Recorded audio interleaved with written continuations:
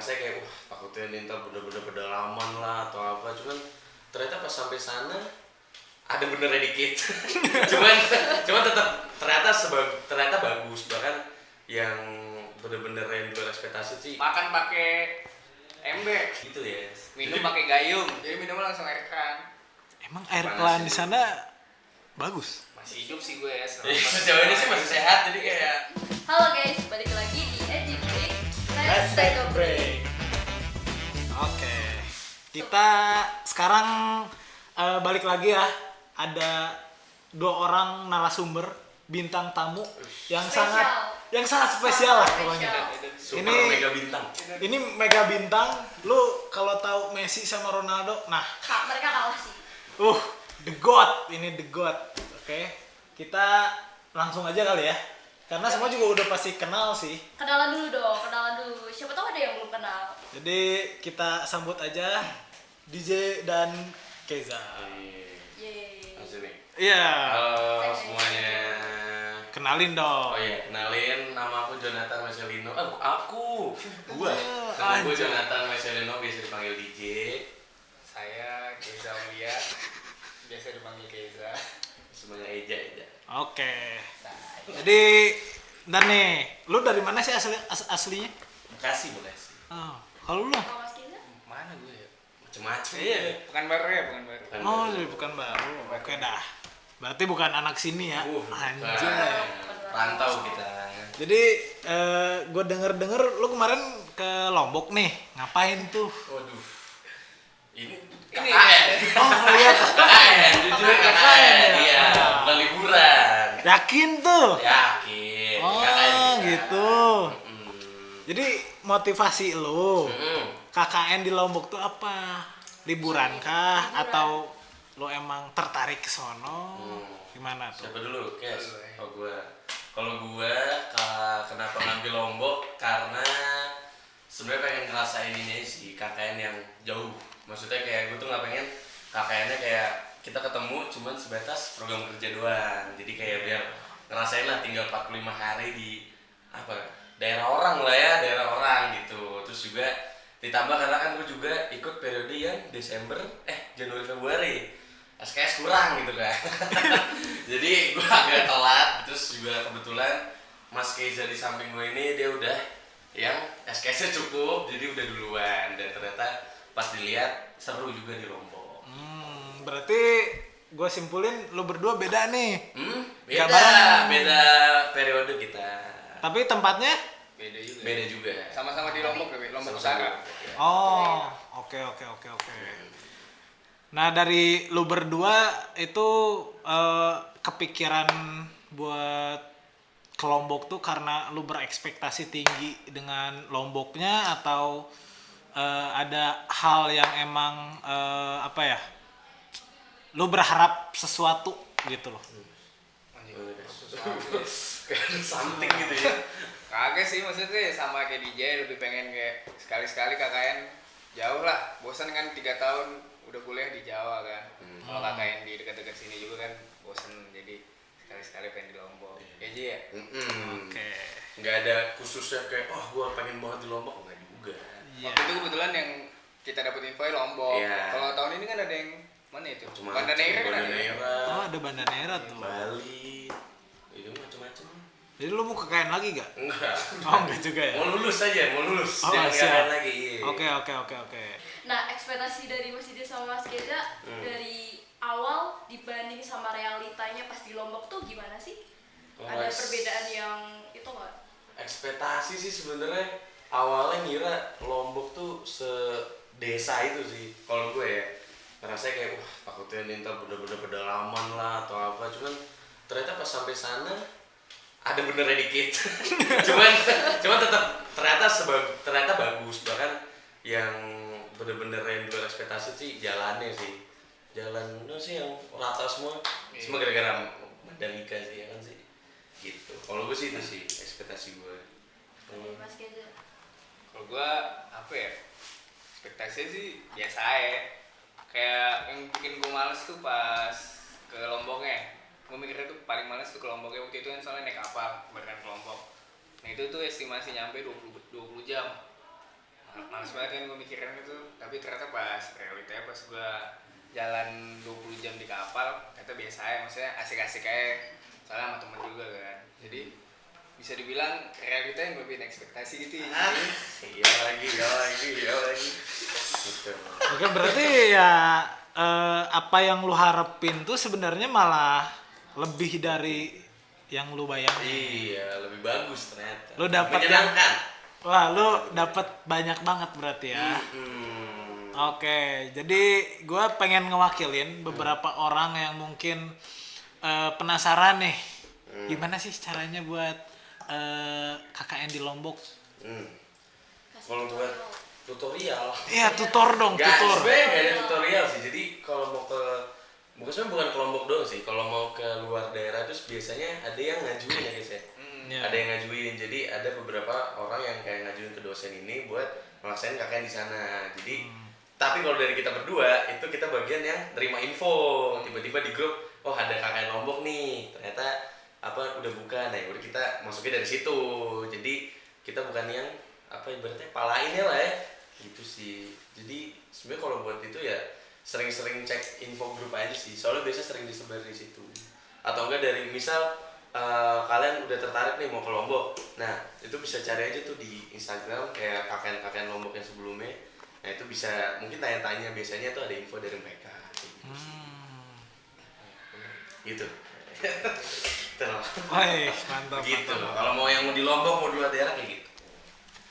Nah, dari tantangan sendiri lah, dari contohnya lu, apakah lu ada sesuatu hal yang aduh paling males, paling berat lah dalam entah itu pas mau KKN-nya, entah itu pas KKN-nya atau pas selesainya dari lu. Kalau gue sih paling berat karena nggak ada Keiza di situ. Oh my god. Iya, karena di situ kan gue nggak ada Godfather Keiza Aulia kan, jadi gue lumayan nggak ngecek. Kalau gue sih paling berat sebenarnya ya itu sih, karena kalau dari gue sendiri kan gue masuk ke periode yang nggak sesuai sama gue.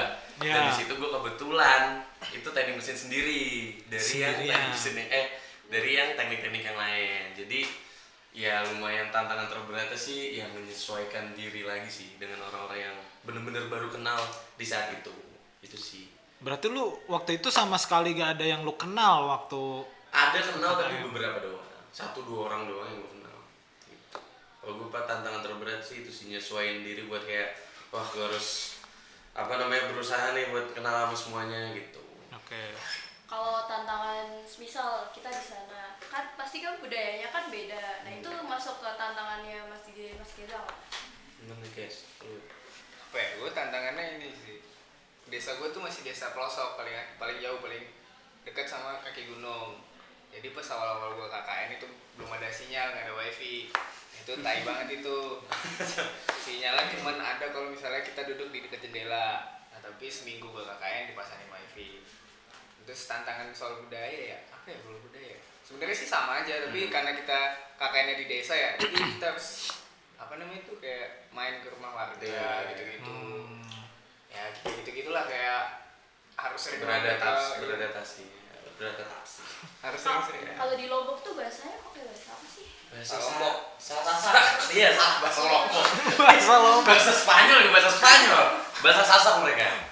Apa Nah. sih? Coba. Oh, enggak bisa. Contoh itu, gue lupa contoh banget. itu. Apa ya? Ada satu kata lah, Kata, gak dua mungkin kata gak lah. sih? Duduk itu tek. Oh. Aduh, apa ya? Lupa gue. Anjing. Waduh. Es. Gak ada. Kat ya. Basong, iya Anjing basong, basong. anjing basong. Gitu lah. Sebenarnya iya itu juga sih, gue salah satunya juga bahasanya juga sih, karena bener-bener kalau misal bahasa Jawa kan gue juga Bekasi juga kan. Ya. Itu masih kayak masih bisa kita cerna lah. Coba dong bahasa Jawa. Bukan. Maksudnya masih bisa kayak dikira-kira. Nah kalau bahasa sana tuh bener-bener, kalau menurut gue nggak bisa dikira-kira samsek sih. Jadi kayak pertama kali tuh gue pernah gotong royong kan. Iya. Terus di situ kayak yaudah nih mereka ngobrol ketawa-tawa. Tuh gue nggak tahu mereka mungkin ngomongin kita atau ngetawain kita tuh kita nggak tahu. Soalnya bener-bener kayak beda aja bahasanya. Itu sih lumayan agak, kalau tiap mereka ngomong wah nggak ngerti pak gitu. Jadi minta translate. Soalnya juga kadang ada beberapa yang orang tua nggak bisa bahasa Indonesia juga, jadi itu sih lumayan susahnya tuh di situ juga. Ya. Bahasanya itu yang lumayan. Ya karena KKN juga kita ke desa yang Iya, ke desa orang juga. jadi ya Bisa kita udah ya, gitu, bisa. udah bisa dilihat lah emang banyak orang yang karena nggak pernah pakai bahasa Indonesia jadi agak susah. Hmm. Nah buat lu pas KKN nih, lu KKN ada sesuatu hal atau proker lu yang menurut lu wah ini bisa di inilah bisa Jelasin ceritain. dibikin motivasi buat kelompok lain, Gelap banget. buat siapapun lah, Lu bikin masjid aja ya? Bukan. atau candi kan itu Buset. kita nggak tahu ya. Apa? Lu guys, apa guys? Kalau gua tuh program gua dari awal kan sebelum berangkat nih, gua tuh emang cuman ngerancang 7 proker, 3-nya itu request dari desa. Jadi pas gua berangkat 3 proker itu yang request dari desa utamanya soal lingkungan. Jadi karena request dari orang desa ya pengen soal lingkungan, kebersihan gitu-gitu, gua bikin gali lubang buat TPA mereka lah. Mereka belum ada TPA kan, jadi gue bikinin TPA buat mereka nanti bakar sampah di situ. Terus juga gue bikin tong, kayak gue beli drum bekas minyak tuh yang buat Pertamina tuh yang gede. Oh yang kaleng. Ya yang kaleng, terus gue potong, gue kasih. Karena request dari penduduk sono juga pengennya sampah itu dibakar, jadi biar tongnya bisa dibakar pakai yang kaleng. Oh, oke, oke. Satu lagi ya minta nanamin pohon api gitu, lupa gue. Reboisasi gitu. Oh penanaman buat warga desa, oke. Dari Bang DJ, Proker sih menurut gua yang berdampak ya. Gua tuh ada ini sih paling pojok Baca. literasi. Iya. Oh. Kalau di sana tuh juga sebenarnya juga requestan sih dari sana karena di sana tuh nggak ada kayak mereka tuh banyak buku tapi nggak ada wadahnya untuk nggak ada perpusnya lah. Even di sekolahnya itu juga nggak ada, makanya dari kita menginisiasi buat kayak karena situ juga ada kebetulan ada masjid gede juga. Jadi kita buat kayak semacam lemari gitu sama ibaratnya apa ya wadah mereka buat bisa ngebaca apa sih baca buku gitu. Jadi buat anak-anak sekolah atau apa bisa ke masjid itu. Jadi kita buat sendiri tuh lemarinya, terus juga kita buku-bukunya kita kolek-kolekin dari orang, minta-mintain kayak gitu sih. Jadi kayak buat anak-anak sana tuh bisa baca-baca buku gitu-gitu. nah dari yang lu sendiri kan itu bikin pojok baca. Nah itu kalau lu lihat dari tempat desa lu tinggal atau tempat KKN lu itu kayak ke sekolah, entah itu SD, SMP, SMA itu jauh apa enggak sih? Kalau gue sendiri sih kan gue itu di Munggal Bawah ya, nggak tahu juga tahu Munggal Bawah apa enggak ya. Cuman itu tuh ya bagus, cuman sebenarnya daerah tuh kecil kayak Munggal. Jadi tuh mereka tuh dibagi dua, ada Munggal Bawah, ada Munggal Atas. Nah kalau gue kan di bagian Munggal Bawahnya itu apa ya, cuman nggak jauh gitu loh. Jadi kayak daerah Munggal Bawah tuh nggak sejauh itu, jadi saling berdekatan sih. Paham nggak? Jadi Oke. ya itu loh, paham kan maksudnya? Ya paham. Nggak jauh gitu. Oh. Jadi buat transportnya juga apa malah pada jalan juga. Oh berarti di sana jarang orang yang pakai motor atau mungkin motor banyak atau banyak cuman ya buat orang kebon aja. Oh. Kebon juga ke hutan-hutan gitu-gitu. Cuman biasa orang sana tuh ya transportnya jalan-jalan aja. Gitu. Biar sehat kali itu. Ya kalau misalkan biar sehat juga sih. bisa jalan kaki ngapain pakai motor? Lumayan kan bensinnya. Soalnya di sana kan juga pom bensinnya lumayan jauh juga kan. Jadi kan orang banyak kayak itu. Oke. Dari lo, Reza. Sama tadi. Ya. Ya, Kalau SD ya ya kayak sekolah-sekolah lah, dekat Iya. apa enggak, jauh apa enggak? lumayan. Kalau gue lumayan berapa ya, dekat sih 3 kiloan lumayan. Oh. Lumayan tapi karena jalan kaki 3 kiloan. Terus juga sekolahnya juga masih sering kosong karena ada gurunya. Iya. Jadi mungkin ya dari KKN kalian banyak kali ya yang bisa diambil mulai dari hal-hal baik ataupun hal-hal buruk gitu yang emang bisa jadi pelajaran gitu buat orang lain yang nanti mau KKN. Jadi kira-kira kalau dari lu saran nih buat teman-teman yang mau KKN, langkah-langkah yang contoh lu ngasih saran ke mereka biar hal yang kurang bagus yang pernah lu alamin itu nggak didapetin sama mereka. Oke ya, saran. Kalau gue sih saran untuk anak-anak KKN itu sih pertama deketin kepala daerah. Kita deketin yang paling atas dulu, soalnya kalau gue kemarin itu untungnya banget gue deket sama Pak RT. Pak RT-nya.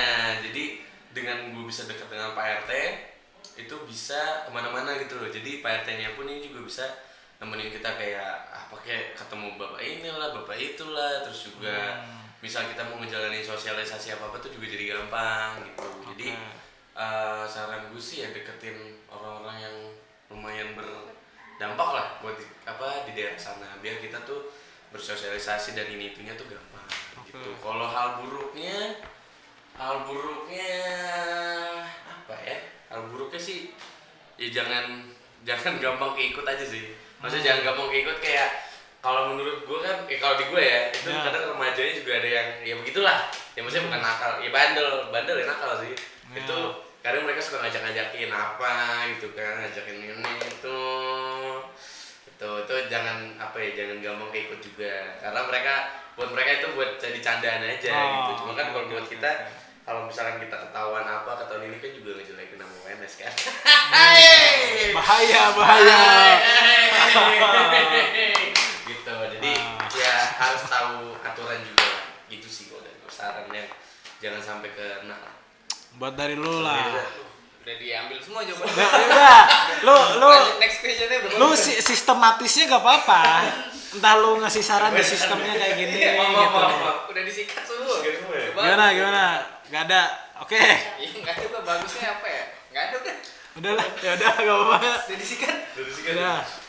Dan yang nanya nih. Next pertanyaannya kan kalau di sana pasti kan kayak banyak pengalaman baru kan. Ceritain dong kayak hal-hal unik, pengalaman lucu gitu pas di sana. Pasti kan ada banyak kan. Dapat tuh. Lu kan mau gue dikat lagi gua. Ayo Bang Giza. Pengalaman unik ya. Itu makan pakai ember itu. Iya lagi. Gua ngomong gitu juga tuh.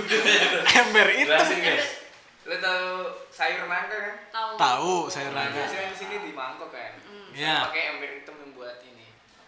Buat nukang lah buat nengan Iya. semen. Lu ya yang jinjingannya hijau. Iya itu. Itu. Makannya pakai itu buat wadahnya. Terus makan barengnya. Misalnya lu duduk berempat. Ya. Pakai satu wadah gede, ya udah lu makan dah, langsung makannya. Iya. Itu kalau lagi acara ya, kalau lagi namanya gawe kalau di sana. Itu emang budayanya atau dari apa tuh? Hemat budget kali ya.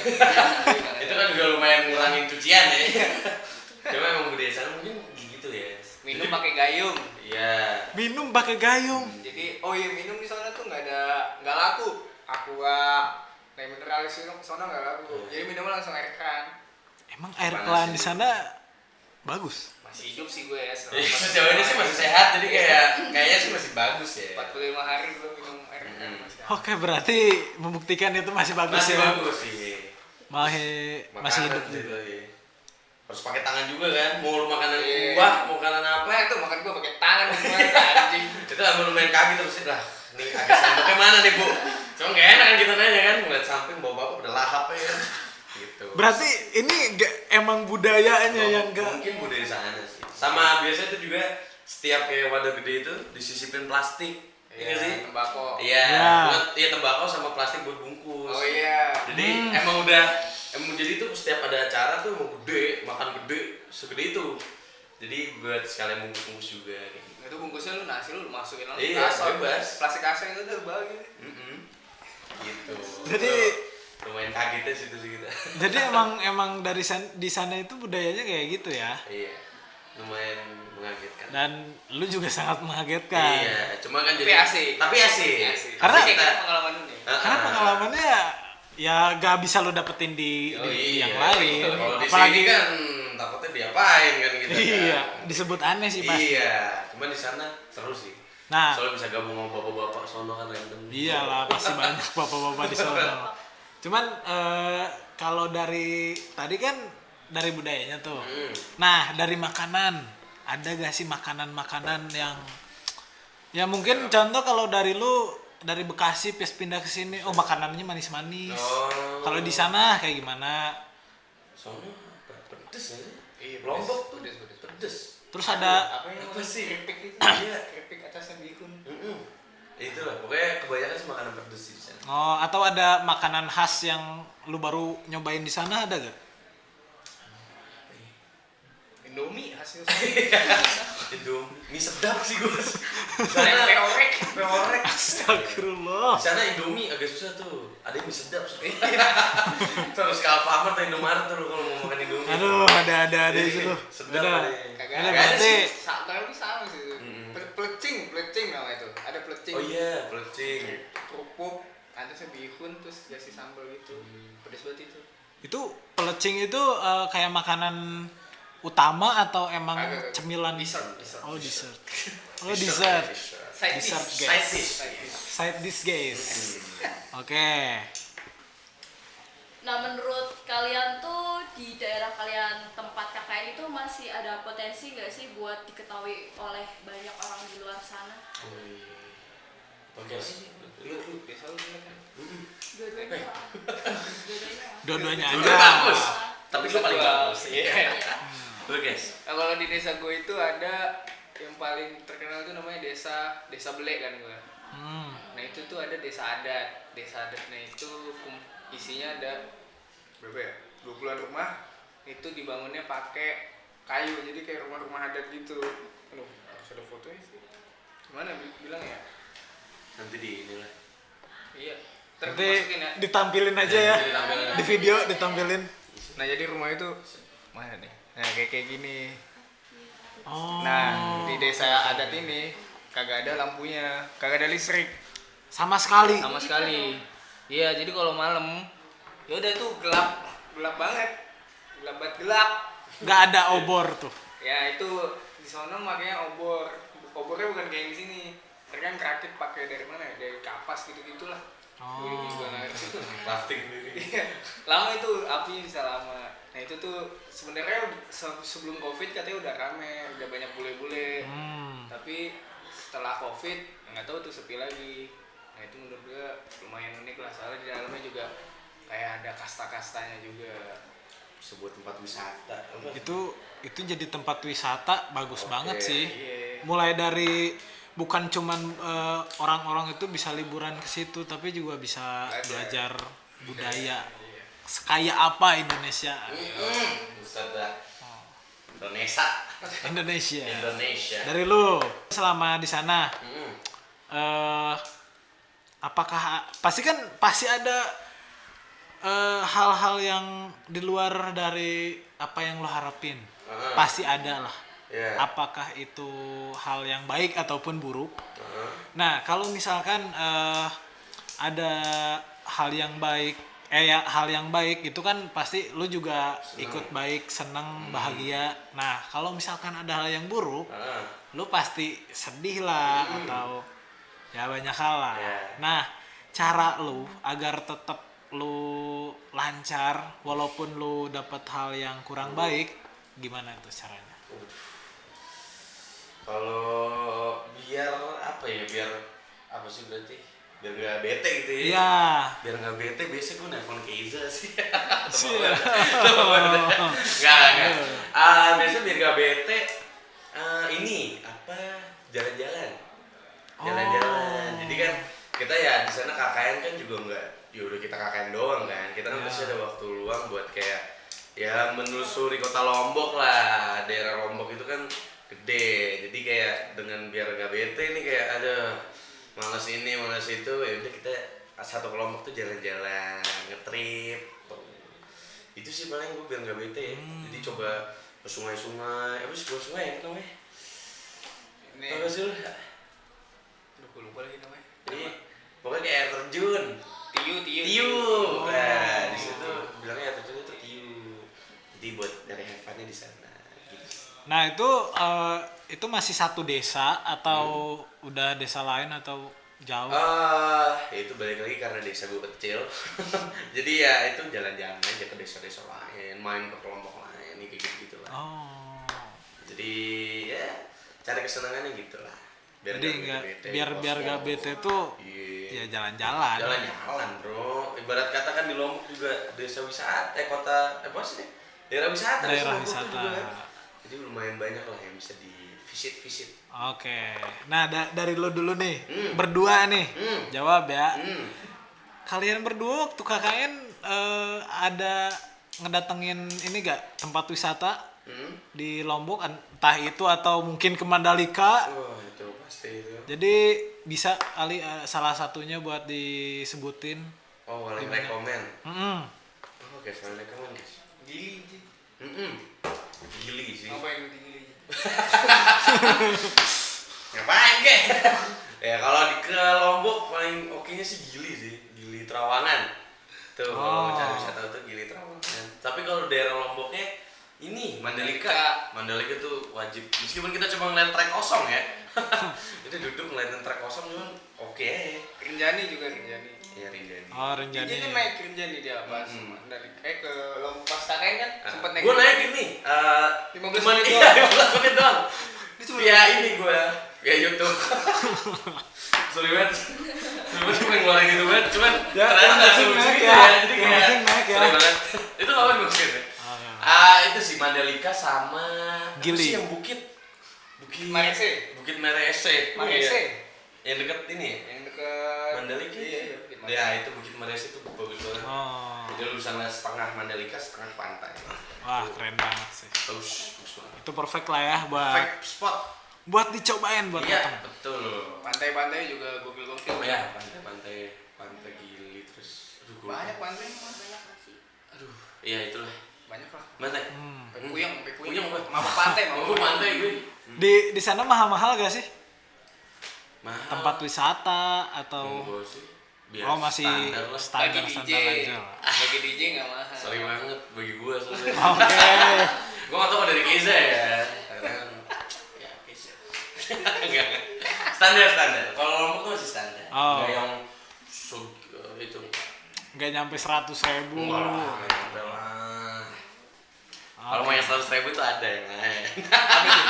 Ada lah pokoknya. Wisata yang lain. Enggak. Wisata yang lain. Belum. Nah tadi kan udah seneng-seneng nih. Nah pengalaman paling menyentuh yang nggak bisa dilupain di sana itu apa sih? Apa guys? Lu guys? Pas perpisahan. Nah, sudah pasti itu. Udah gitu dong. Aku bingung dari gimana? Iya pas perpisahan sih. Kalau dari gue sendiri, gue tuh sebelum perpisahan tuh Hamin 1 apa? Hamin 1 itu buat Ada kayak iya, bukan. Maksudnya mau kan gede nih. Hah? Gede terus kita bikin recap gitu selama 45 hari. Sama-sama. Jadi lu juga kan? Iya. Buat recap gitu terus kita pakai layar tancap gitu kan nonton bareng-bareng terus pada nangis, ibu-ibunya, bapak-bapaknya. Kamu nangis gak mas? Nangis dikit. Nangis dikit lah, cuman kayak ya itu sih lumayan menyentuh kayak wah gila ternyata mereka nganggapnya segitunya ya gitu. Terus juga kita jadi ikutan sedih, terutama yang cewek-cewek sih tuh, apalagi pas mau pergi, maksudnya mau balik ke Solo tuh ditemenin, diantar. Iya, ada yang koper kita dibawa gini, lebay banget. Maksudnya dibawa kayak gila kita kayak apa ya, jadi sedih gitu kayak gitu lah. Pokoknya sangat menyentuh lah ya. Sangat menyentuh. Karena- pada nangis, pada kayak Bahkan pas sampai Solo pun DJ masih sampai nangis. enggak itu lebay. Bye. Malah tapi maksudnya yang pas sudah sampai Solo pun kadang kita masih video call juga.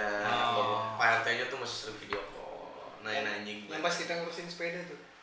apa? Servis sepeda. Pengen sepeda. Oh iya, itu tiba-tiba di telepon video call. Pinjam duit. Enggak. Enggak ada minum duit. Nggak ada minum duit. Cut ya. Nggak ada minum duit. Ya berarti mungkin dari warga juga ngerasa bahwa dari KKN itu cukup berdampak buat Berdampak kayaknya. dan juga Kita sih berdoa untuk berdampak ya, cuma iya. ya mereka dengan nangis mungkin berdampak. Nah itu sebagai tanda Sebagai tanda sebenarnya. Hmm. Jadi buat mereka kalian itu memberikan perubahan lah buat mereka. Pasti. Avenger. Anjay. Avenger. Anjay. Gila, langkah nyata ya. Itu kan yang dari warga ya, yang mereka rasain, mereka pasti ada kebermanfaatan yang kalian kasih buat mereka. Nah, dari kalian sendiri, kalian berdua itu kira-kira setelah kalian balik dari Lombok itu, apakah ada hal yang berubah dari diri kalian? Jauh nih. Lu dong. Berubah apa yang berubah? Berubah ya. Kulit makin hitam. Iya, Itu satu tuh. Kulit Ya. makin hitam panas banget tuh. kulit makin hitam, badan makin kurus. Terus apa ya? Enggak sih, sebenarnya nggak ada yang berubah sih. Paling kebiasaannya sih. Jadi Oh, kan iya. pas KKN istilah 45 hari nih tidur di bawah jam 12, bangun jam 6. Disiplin Itu, ya. Iya, Disiplin disiplin. parah. Makan juga kan berarti teratur karena 10 orang kan makan jadi jamnya harus disamain Iya. semua. Pokoknya pas KKN itu hidupnya jadi lebih teratur lah. Sedangkan kan kalau udah di Solo, terutama DJ ya, hidupnya tuh kacau lah dia. Kacau lah, iya. Tidur jam 6 pagi, bangun jam 8, nganter. Ah. Balik. Shopee Food. Enter Shopee Food. Iya. Oke. Itu sih kehidupan. Ya. Jadi ya itu, jadi pas balik Solo kerasa kayak bisa nih nerusin pola hidup yang sehat seminggu 2 minggu. Ya. Setelah Minggu itu- ketiga balik lagi. Karena kita ngejalinnya bukan passion kita. Iya. Passion kita tuh bangun sore gitu. Bangun Iya. pagi tuh nggak bisa kita. Cuman dari kalian balik ya kalian dapat manfaat lah. Banyak. Banyak. Banyak banget. Banyak banget. Jadi nambah itu kayak bahasa, cara Hmm. ngobrol sama orang yang lebih tua, misalnya kayak bapak-bapak, nenek-nenek, kakek-kakek. Jadi kan tahu gimana.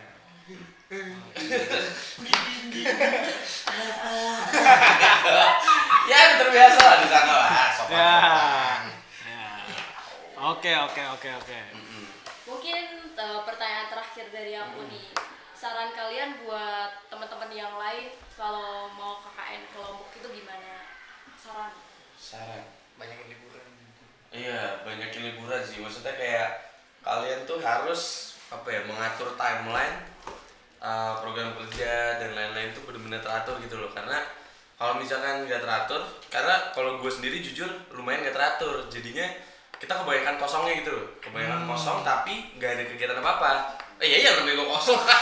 Maksudnya kayak jadi nggak tahu ini mau ngapain gitu loh, paham maksudnya? Oke. Karena timeline-nya tuh nggak teratur. Nah, gue tuh lumayan teratur pas daerah akhir, jadi kayak bener-bener ini di tanggal ini kita udah belum kerja ini, dan tanggal ini kita liburan tuh udah cari tuh mau cari kemana, jadi lebih enak gitu sih. Jadi jangan kebanyakan proker, tapi ya nggak kemana-mana, sayang banget gitu. Oh. Karena ya KKN kan juga sekalian liburan juga kan enak, liburan di kampus. Iya. Gitu.